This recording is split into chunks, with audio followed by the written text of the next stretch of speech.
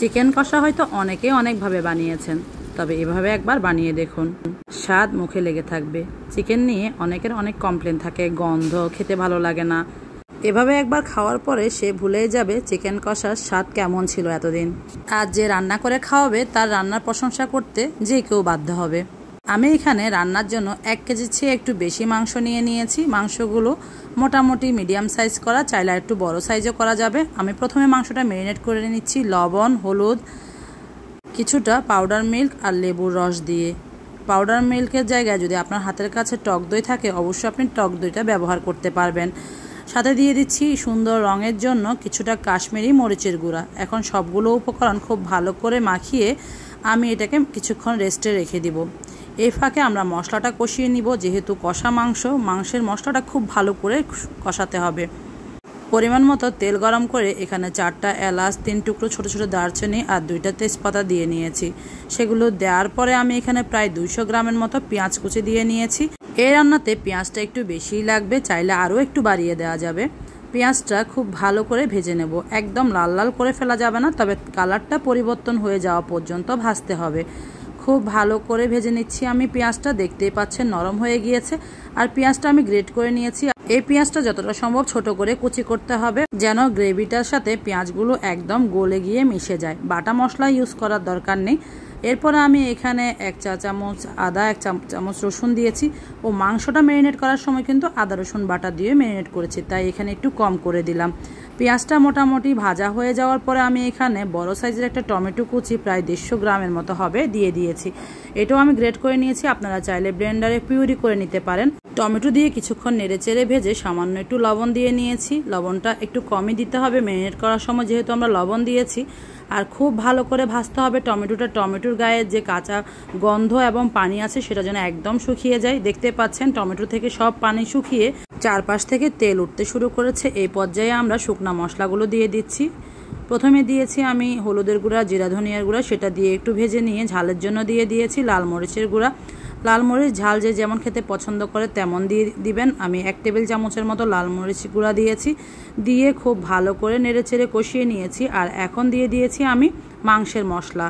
এই মাংসের মশলা আপনারা প্যাকেটে যে কোনো মশলা ব্যবহার করতে পারবেন। আবার আমার ঘরে তৈরি করা যে মাংসের মশলা আছে আমি সেটাই দিয়ে নিয়েছি। দিয়ে মশলাটাকে খুব ভালো করে ভেজে নিয়েছি। এখন কোনো মশলার আর কোনো কাঁচা গন্ধ নেই। দেখতেই পাচ্ছেন চারপাশ থেকে তেল উঠতে শুরু করেছে। এই পর্যায়ে আমি ওই যে মেখে রাখা মাংসগুলো দিয়ে দিলাম।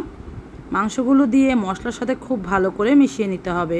এই কাজটা খুব ধৈর্য ধরে সুন্দর করে করতে হবে, যাতে করে মাংসের মধ্যে মশলাগুলো ভালো করে মিশে যায়। আর মাংসটা কিন্তু আমরা মিডিয়াম আঁচে রান্না করব, একদম হাই হিটে রান্না করা যাবে না। মিডিয়াম আঁচে রান্না করলে কিছুটা পানি আস্তে আস্তে ছাড়তে শুরু করবে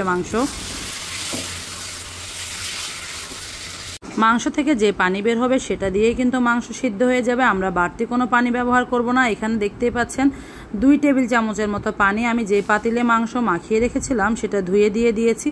আমরা এই মাংস রান্নাতে আর কোনো রকম পানি ব্যবহার করব না। ধৈর্য ধরে ঢাকনা দিয়ে নেড়েচেড়ে কষাতেই কিন্তু এই মাংস সিদ্ধ হয়ে যাবে। খুব বেশিক্ষণ সময়ও লাগবে না। বাড়তি কোনো উপকরণ আমি কিন্তু ব্যবহার করিনি।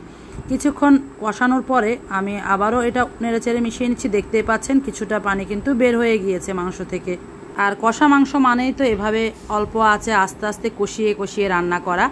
ধপ করে কত পানি ঢেলে দিলে এটার স্বাদটা ঠিক থাকবে না। আর আপনি একটু ধৈর্য ধরে রান্না করলে এটার স্বাদ একদম অন্যরকম হবে। যাদের কাছে মনে হয় চিকেনে গন্ধ লাগে তারা ওই যে লেবু বা ভিনেগার দিয়ে যদি মাখিয়ে রেখে দেয় ম্যারিনেট করার সময়, তাহলে এই গন্ধটা একদমই লাগবে না। আর টক দই দিলে একটা ক্রিমি ভাব যেটা পাবেন সেটা কিন্তু পাউডার মিল্ক আর লেবুর রস দিয়ে যে আমি দিয়েছি সেটার জন্য এই ভাবটা চলে এসেছে। হাতের কাছে টক দই না থাকলে আপনি পাউডার মিল্ক দিয়ে কাজটা চালাতে পারবেন। একটা কিছু না থাকলে যে রান্নাটা করা যাবে না, আমি কিন্তু এটা একদমই মনে করি না।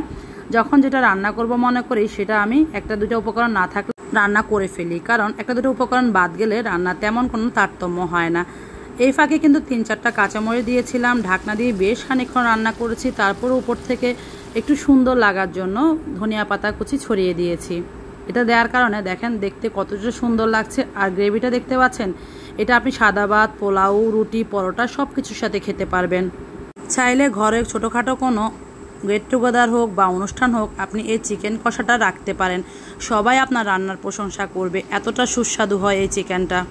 আবারও ঢাকনা দিয়ে কিছুক্ষণ রান্না করেছি, যতক্ষণ পর্যন্ত না মাংসের চারপাশ থেকে তেলে উঠতে শুরু করেছে ততক্ষণ পর্যন্তই। খেয়াল রাখতে হবে নিচের দিকে যেন লেগে না যায়। একটু আলতো হাতে নেড়ে চেড়ে দিয়েছি, আর বেশিক্ষণ লাগবে না, এখনই আমি আগুনটা নিভিয়ে দিতে পারবো।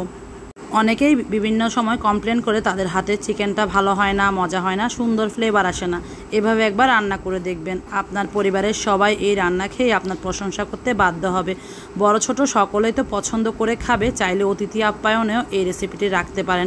আজকে তবে খেতে খেতে আমি বিদায় নিচ্ছি, সবাই ভালো থাকবেন। আল্লাহ হাফেজ, আসসালামু আলাইকুম।